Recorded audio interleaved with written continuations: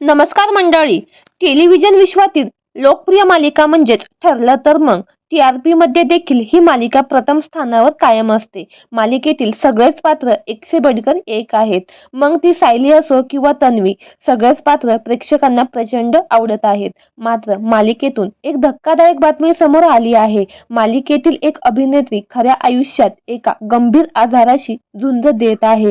तर जाणून घेऊ कोण आहे ती अभिनेत्री आणि काय आहे संपूर्ण माहिती.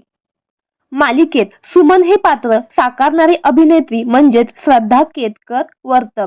सध्या ती तिच्या पात्रामुळे खूपच चर्चेत आली आहे. भोळी भाबडी सुमन आपल्या नवरा नागराज यांचा मार जाच मुकुटपणे सहन करत आहे. खऱ्या आयुष्यातही ती एका रोगाचे पालनपोषण करत आहे. तिला कानासंबंधी एक मोठा आजार आहे.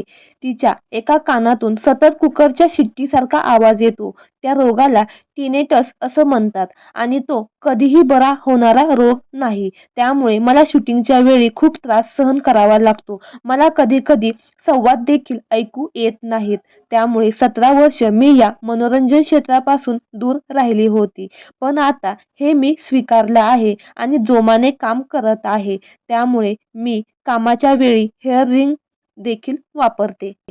तर मंडळी, तुम्हाला मालिकेतील सुमन हे पात्र आवडते का हे आम्हाला कमेंट बॉक्समध्ये नक्की कळवा. धन्यवाद.